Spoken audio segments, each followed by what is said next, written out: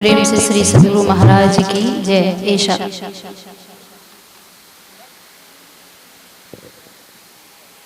कहते हैं,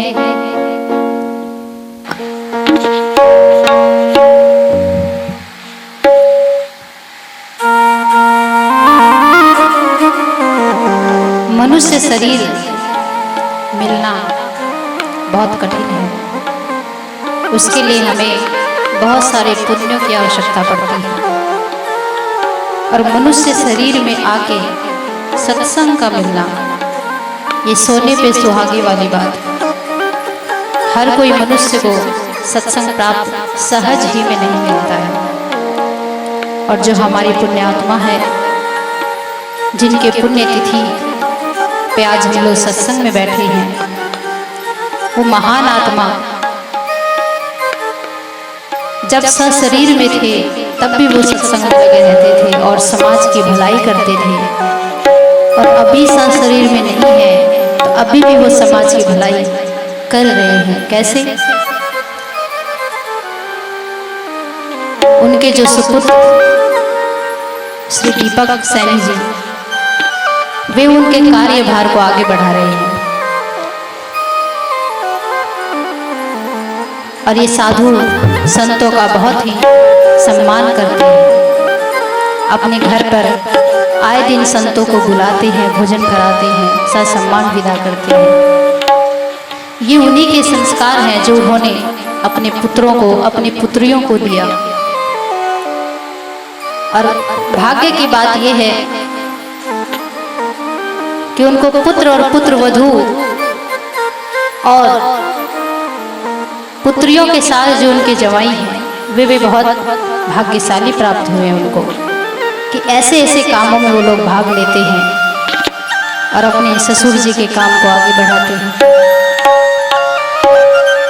इसलिए कहते हैं कि कभी किसी पे धन, यौवन और पद पे गुमान नहीं करना चाहिए। और अपने बच्चों को जितना हो सके सत्संग भजन में लेके जाएं, उनको संस्कार दीजिए। बचपन से ही आप संस्कार देंगे तो बड़े होके वो रंग लाएगा। और जब बचपन में आपने उनको फोन दे दिया हाथ में, टीवी दे दिया हाथ में, तो बड़े होके आप वृद्धाश्रम में नजर आएंगे। तो बच्चों को संस्कार बचपन से ही देना चाहिए। कहते हैं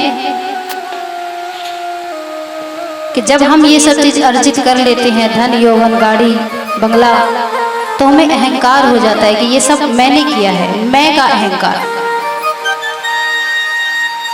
तो इस भजन के माध्यम से ये बताया गया है कि ये जो सब कुछ हुआ आपके साथ, जो चल रहा है, वो आप नहीं कर रहे हैं। वो ईश्वर परमपिता परमात्मा है, जिन्होंने पहले से ही आपके जीवन का निर्धारण किया हुआ है। आपके जीवन को निर्धारित किया है कि कब, कहाँ, कैसे, क्या करेंगे आप। आइए, बहुत ही प्यारे भजन।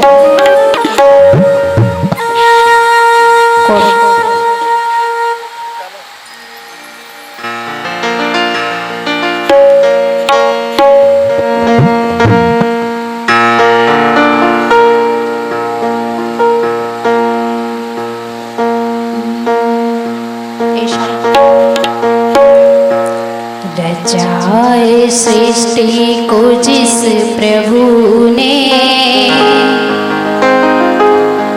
वही सृष्टि चला रहे हैं। रचाए सृष्टि को जिस प्रभु ने, वही सृष्टि चला रहे हैं। रचाए सृष्टि को जिस प्रभु ने, वही सृष्टि चला रहे हैं। जो पेड़ हमने लगाया पहले, जो पेड़ हमने लगाया पहले, उसी का फल हम अब पा रहे हैं। रचाए सृष्टि को जिस प्रभु ने, वही सृष्टि चला रहे हैं। रचाए सृष्टि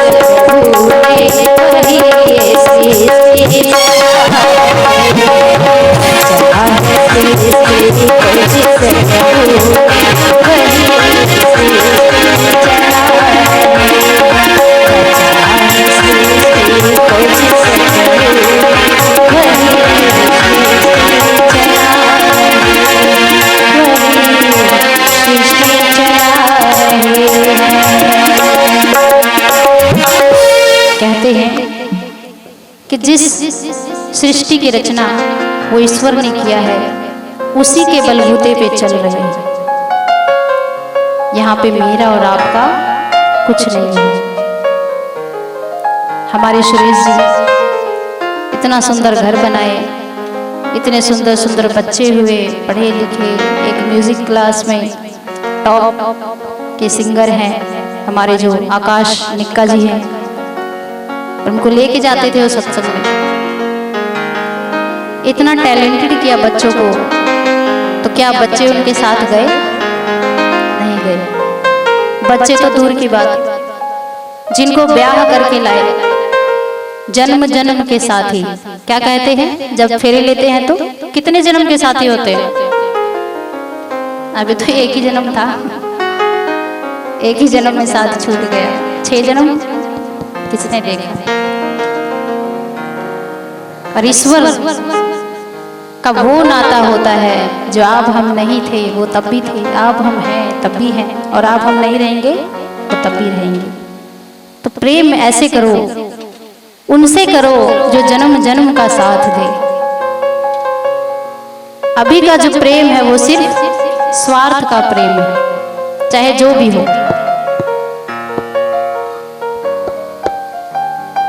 कहते हैं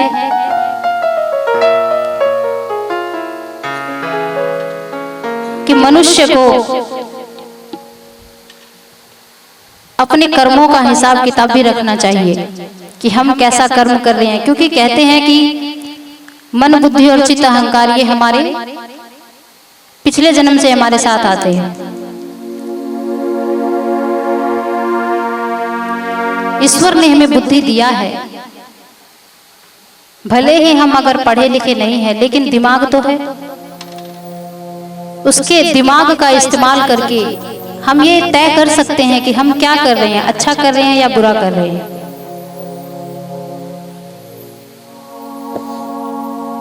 कई लोग कहते हैं कि अगर गलत काम कर लेते हैं तो कहते हैं किसने देखा।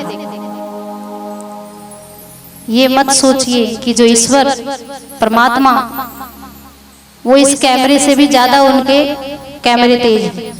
ये तो यहीं तक रहेगी, ज्यादा से ज्यादा कहाँ तक दिखा सकती है? दिल्ली, बॉम्बे, कोलकाता, है ना? लेकिन जो हमारे ईश्वर हैं वो हमारे इस जन्म तो छोड़िए, जितनी बार हमने जन्म लिया सारा डाटा है उनके पास। उनके पास पूरा चिट्ठा है हमारा, तो उनसे हम धोखा नहीं कर सकते, उनको धोखे में नहीं रख सकते हम। आइए एक बहुत ही प्यारा भजन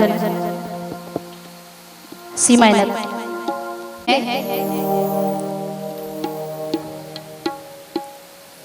कि जो कर्म हम लोग करते हैं उसका फल हमें ही मिलेगा। ऐसा नहीं है कि मेरी पत्नी है, मेरे पति है, कर्म मैंने किया फल उनको भुगतना पड़ेगा, या कर्म मैंने किया फल मेरे बच्चों को मिलेगा।